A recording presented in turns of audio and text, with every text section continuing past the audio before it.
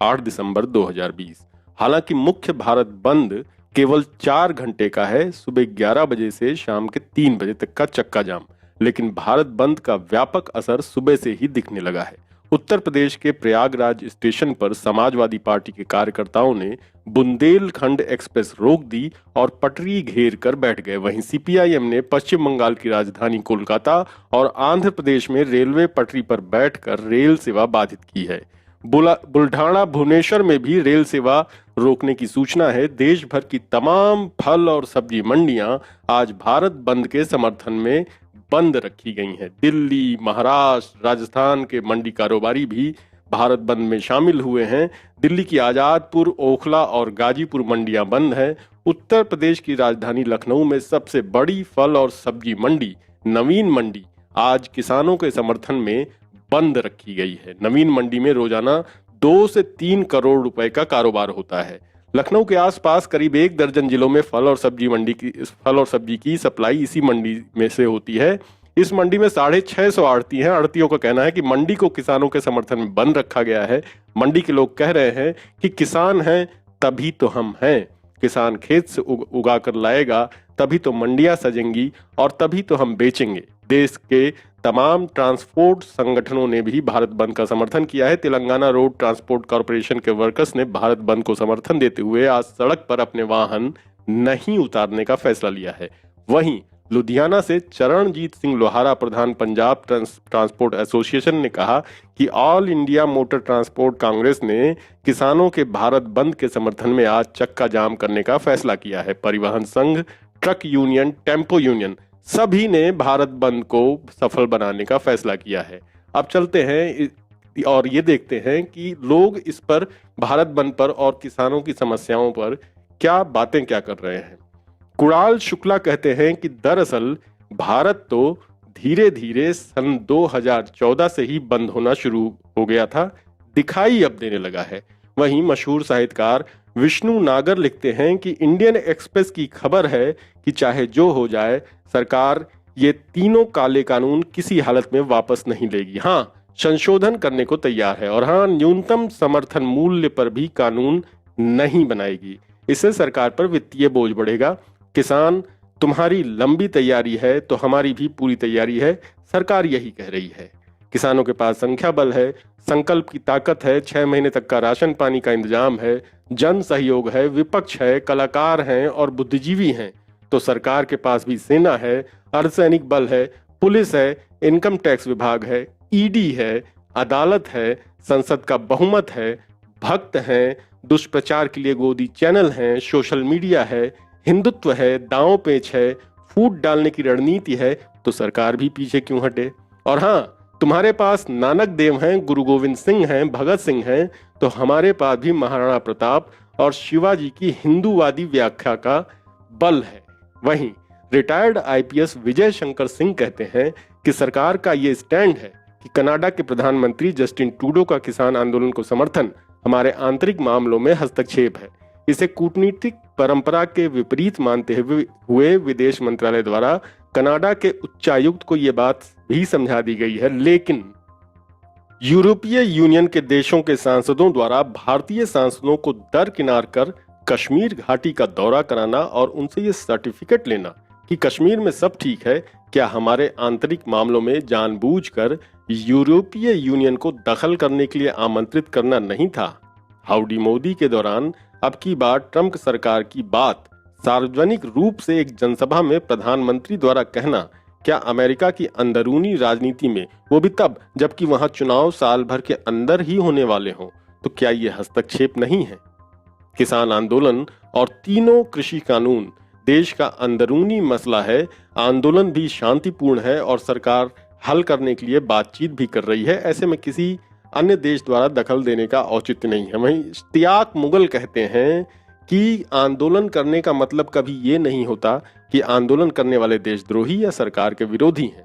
आंदोलन तथ्यपूर्ण हो तो टिका रहता है, वरना बिखर जाता है। अन्ना हजारे के लोकपाल बिल आंदोलन में सभी को गांधी आंदोलन की झांकी दिखाई दी। उसके बाद और कुछ आंदोलन हुए, लेकिन उन आंदोलनों ने देश की संपत्ति को क्षति भी पहुंचाई। लेकिन आखिरी 2 आंदोलन हुए हैं जो कि ऐतिहासिक मिसाल पेश करेंगे। एक है शाहीन बाग आंदोलन और दूसरा है किसान आंदोलन। दो माइलस्टोन प्रोटेस्ट रहे हैं। सिख समुदाय और हरियाणा के लोग जानते हैं कि मोदी की सरकार एक तानाशाह सरकार है। ये कोई भी बिल वापस लेने के लिए आसानी से नहीं मानेगी, इसलिए उन्होंने जो तैयारियां की हैं वो बेमिसाल हैं। ऐसी कुछ बातें हैं जो हमें बहुत कुछ सिखाती हैं। मसलन हरियाणा पंजाब के किसान अपने गांव में छोटी सी कमेटियां बनाए हुए हैं जो हर 4 दिन पर अलग किसान की टुकड़ी को यहाँ भेजती है दिल्ली प्रदर्शन करने के लिए। दूसरी टुकड़ी वापस एक हफ्ता घर जाती है, खेती बाड़ी संभालती है। 1 साल तक भी ये आंदोलन जारी रखना पड़े तो ये इस आंदोलन में अन्न, दूध, पानी जैसी प्राथमिक चीजें नहीं कम होने वाली हैं। हरियाणा के और पंजाब के कुछ गिने चुने मुस्लिम किसानों ने समझदारी दिखाते हुए आंदोलन में हिस्सा नहीं लिया। वे जानते हैं कि उनके हिस्सा लेने से सरकार इस आंदोलन को आसानी से किसी और मुद्दे पर डाइवर्ट कर देगी। ये सबसे बेमिसाल बात है इस आंदोलन की। पंजाब और हरियाणा के तमाम तहसीलों के अखबार प्रोटेस्ट कर रहे लोगों तक पहुंचाए जाते हैं और जो फोर्स टीयर गैस छोड़ रही थी उन्हीं को किसान समुदाय के लोगों ने खाना और दूध और पानी पहुंचाया है, क्योंकि किसान जानते हैं कि फोर्स भी एक तानाशाह के करने पे ऐसा कर रही है। रात को सोने की जगह से लेकर सुबह के चाय नाश्ते तक के उन प्रदर्शन करने वाले किसानों के पास शेड्यूल हैं। और सबसे गजब बात कि किसान ने उन टीवी एंकर्स से बात करने के लिए बायकॉट किया है जो सरकार के तलवे चाटते हुए किसानों को खालिस्तानी कहते हैं। हालांकि उन्हें भी खाना पीना खिलाया गया, चाय पिलाई गई। वहीं सचिन थापा कहते हैं कि जैसा कि आप सभी जानते हैं कि केंद्र सरकार 3 कृषि कानून लाई है। चूंकि किसान आंदोलन एक बड़ा आंदोलन बन चुका है और राष्ट्रीय अंतर्राष्ट्रीय स्तर पर सुर्खियों में है, पहले ही कृषि कानून 1 और 2 पर काफी कुछ कहा और लिखा जा चुका है। मैं हैरान हूं कि इतना महत्वपूर्ण आवश्यक वस्तु संशोधन विधेयक 2020 का कहीं कोई विरोध नहीं है, जबकि ये कानून सीधे सीधे आम लोगों से जुड़ा हुआ मुद्दा है और इसका सीधा असर हमारी आपकी खाने की थाली पर पड़ता है। इस कानून में अनाज, दलहन, तिलहन, खाद्य तेल, प्याज और आलू को आवश्यक वस्तुओं की सूची से हटाने का प्रावधान कर दिया गया है। इसका मतलब ये हुआ कि सिर्फ युद्ध जैसी असाधारण परिस्थितियों को छोड़कर अब जितना जिसका जी चाहे उतना इसका भंडारण करे। यह जमाखोरी को बढ़ावा देने वाला कानून है। वर्तमान में आलू, प्याज, टमाटर, तेल इसलिए ही महंगा हुआ है और सभी लोग इससे प्रभावित भी हुए हैं, लेकिन कहीं भी इस कानून का विरोध दिखाई नहीं देता। जमाखोर नकली कमी पैदा करके पैसा कूट रहे हैं। उनको दंडित किए जाने के कानून को संशोधित करके छूट दे दी गई है। डीएम जिलाधिकारी के हाथ बंधे हुए हैं, लेकिन तब भी इसका कहीं कोई विरोध नहीं है, जबकि इसका सीधा असर आपकी खाने की थाली पर पड़ रहा है। विश्व बैंक के आय मानकों के अनुसार भारत में फिलहाल 81.2 करोड़ लोग गरीबी रेखा से नीचे यापन कर रहे हैं। हालांकि मैं इस आंकड़े पर सहमत नहीं हूं।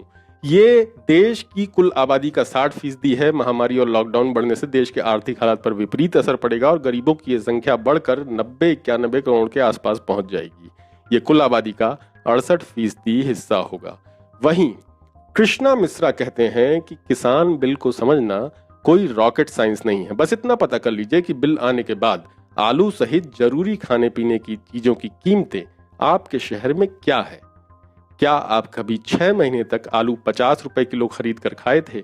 जानते हैं पंजाब के किसान इस काले कानून का विरोध क्यों कर रहे हैं? क्योंकि भारत सरकार का आंकड़ा कहता है कि 2019-20 में गेहूं की फसल की कुल खरीद का 64% एफसीआई ने अकेले पंजाब और हरियाणा से खरीदा।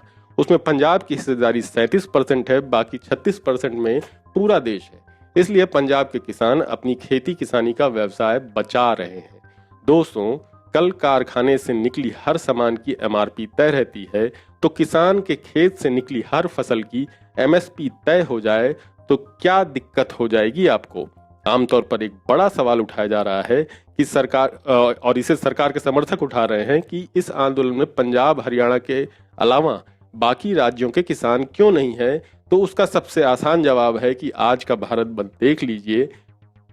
बंगाल से लेकर पंजाब तक और कश्मीर से लेकर कन्याकुमारी तक भारत बंद है, और सिर्फ इसलिए बंद है कि क्योंकि किसानों की मांगें जायज हैं और नरेंद्र मोदी सरकार नाजायज 3 काले कानून लेकर के किसानों का गला रेतने के लिए तैयार है। वहीं नीतीश सक्सेना कहते हैं कि एक समुदाय है जिसके पास दुनिया की बेहतरीन टेक्नोलॉजी है, रहने के लिए बहुत सारे यूरोपीय खूबसूरत विकसित देश हैं, गजब का लाइफस्टाइल है, आप भी स्वदेशी का समर्थन उनकी बनाई जीन्स और टी शर्ट पहनकर करते हैं। एक दूसरी कौम है जिसके पास कुछ देशों में बेशुमार दौलत है, पेट्रोल है, डीजल है, 50 देश होंगे शायद उनके। भारत में वर्तमान सरकार के चलते इनकी युवा पीढ़ी अब शिक्षा पर ध्यान देने लगी है। फिर एक कौम अपने पंजाब वाली है जो मेहनत के दम पर कनाडा, अमेरिका, इंग्लैंड में एक बहुत बड़ा आधार बना चुकी है। वो पंजाब से एक आवाज लगाते हैं तो पूरा यूरोप गूंज उठता है। और तुम लोग कहाँ हो, क्या कर रहे हो? पूर्ण बहुमत का मतलब ये नहीं होता कि साथ रहने वाली कौमों को गद्दार और देशद्रोही कहने लगोगे। जितने की तुम्हारे पूरे खानदान की कमाई है उतने की तो वो गाड़ी लेकर घूम रहे हैं और अपनी मेहनत के दम पर घूम रहे हैं। वो किसान हैं, वो भिखारी नहीं है। पहले भी पार्टियों को पूर्ण बहुमत मिला है। आपने युवाओं के भेजे में जो धार्मिक उन्माद भर दिया है, न उन्हें अपना भला दिख रहा है और न ही बुरा दिख रहा है। बस दिख रही है तो सिर्फ नफरत। एक पड़ोसी देश था नेपाल, उनको भी तो तुम अपना ही बताते थे, उनको भी प्रताड़ित करके अलग कर दिया। कितने पड़ोसी देशों में से आज संबंध अच्छे हैं। सिर्फ एक आदमी की इमेज को मेंटेन करने की खातिर पूरी दुनिया से तुम लोग कटते जा रहे हो। कम से कम गलत को गलत और सही को सही कहने की हिम्मत तो लाओ अपने अंदर। वहीं सागर खत्री लिखते हैं कि मैं इस बंदे का बहुत बड़ा फैन था, यानी कि मोदी। हमेशा से ये मेरा सबसे पसंदीदा एक्टर रहा है। ज्यादातर फिल्मों में, नहीं मोदी नहीं, सॉरी, सनी देओल। हमेशा से ये मेरा सबसे पसंदीदा एक्टर रहा है। ज्यादातर फिल्मों में इसको सरकार के सड़े हुए भ्रष्ट सिस्टम के खिलाफ लड़ते हुए मजलूमों का साथ देते हुए देखा है। जब ये मजलूमों के हक में बड़े बड़े डायलॉग बोलता था तो ऐसा महसूस होता था कि जैसे ये हमारे लिए भ्रष्ट सिस्टम से लड़ रहा है। इसके जोशीले डायलॉग अंदर तक जोश भर देते थे। लेकिन अब पता चला कि फिल्मी पर्दे पर गरीब और मजलूमों के लिए आवाज उठाने, उनके लिए सिस्टम से लड़ने और हकीकत में उनके हक के लिए हुक्मरानों को ललकारने में जमीन आसमान का फर्क है।